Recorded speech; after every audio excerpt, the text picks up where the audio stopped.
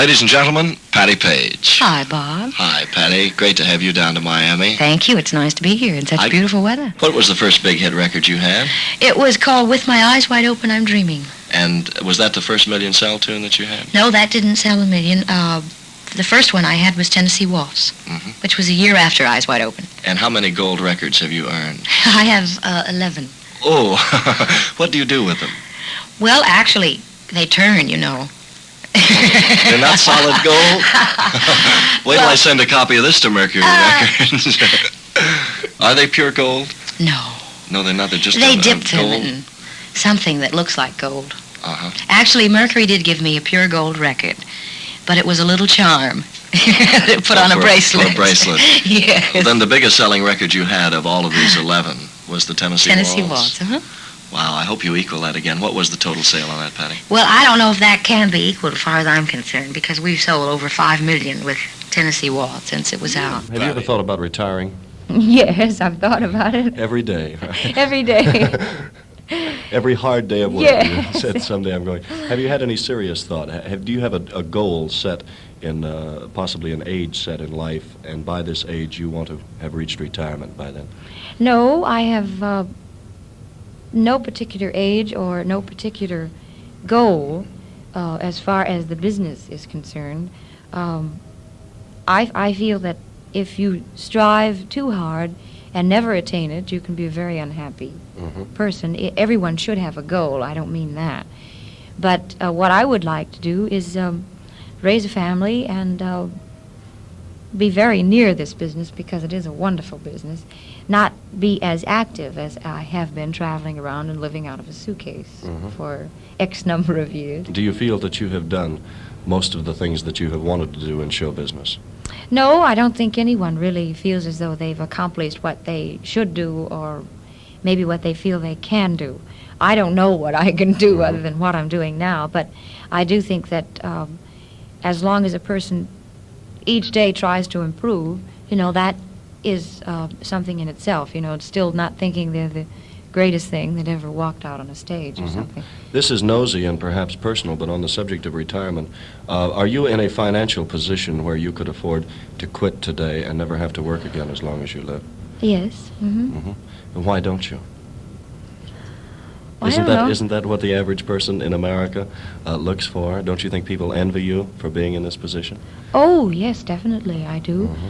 Then why does someone who is in this position and has worked hard all of their life to attain this goal, has had nothing given to them, has earned it all for themselves, why do you not do it then when you have the opportunity?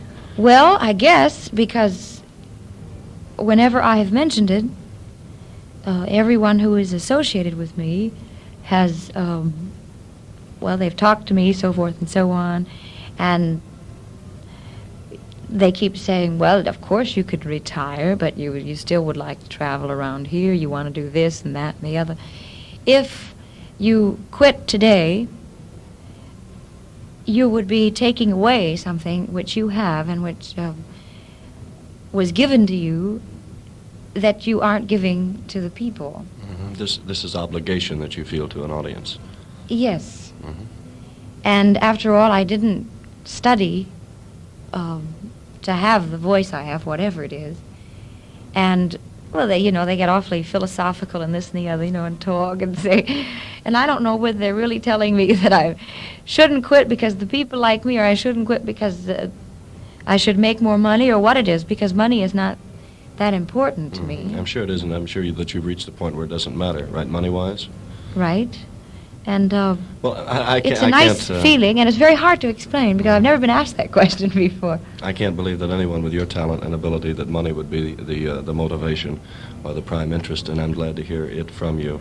Patti, when you were a little girl, what dreams of luxury did you, what desire for luxury did you have in later life? What were the things, luxury-wise, that you look forward to? Well, I remember two things that I always wanted when I was very young. And actually, there were three things. But shoes, that sounds awfully corny. But there were 11 children in our family, and we had a pair of shoes for Sunday And then we had the Oxfords, for every day. So it was 2 pairs of shoes a year. So that must be why I have so many pairs of shoes now. How many do you have? I don't know, really. It must be about 200 or 300 pairs of shoes. And some of them I've never worn. I just like to look at them, really. And I'm always buying them, and that they can be the same. And that must be one of the reasons. But the other 2 things, which are really very silly, but that I always dreamed about, was a winding staircase, which I haven't seen yet. Where did you see your first one? Do you remember? Well, I imagine it must have been in a movie or a picture or something, although I never saw a movie until I was 11. There wasn't one particular staircase wasn't. that you saw as a child and you said, that is the one that I want someday? No. I just dreamed of the staircase and a Lincoln Continental. The old one, though. Not the new one. The one back about 47 or 48, that Lincoln Continental? But I must Did have you seen... have one? Never. No. But I must have seen one, like in the 30s or something, and to me it never changed, even when they stopped making them, like in 40. And I always said, that's what I'd like to have in front of my house. And I didn't want the things that went with it or anything, but just the stairway in the Lincoln Continental, so you can see that's pretty silly. This has got to be a pretty funny home you live in, with one staircase, a car 15 years old, and 300 pairs of shoes. Yes. No roof over my head, right? Were you pleased with your opening at the Fontainebleau?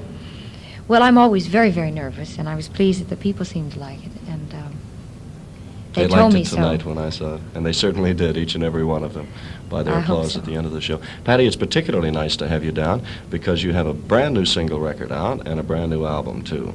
I would like to discuss the album with you for a moment because you said you had not heard the album. Well, no, I know the title, 3 little words, right? And checking your yes. loyalty. This is funny. And the reason I don't know what's in it is because these songs were taken from the film show, which we did in '55, and they were sold to Mercury, and there were 300 and some, and they have been putting them into albums during the past 2 years. And every time I turn around, there's a new album out, and I only see the covers, which are sent to me to OK and so forth. And then when I see someone who says, I like that particular song from, I look a little stupid, and I must be, because I don't know what's in the album. You did a song in this particular album that was responsible for a very large album sale in this particular city. Really? Can you imagine what mean song it was? Moon Over Miami? Right. Did they tell you? Because it made the album in this city, naturally. And No, they didn't tell me that. It's a beautiful version of it, and it's a song that's very seldom done in album. And if you would do us the pleasure of introducing that, we would like to close with it.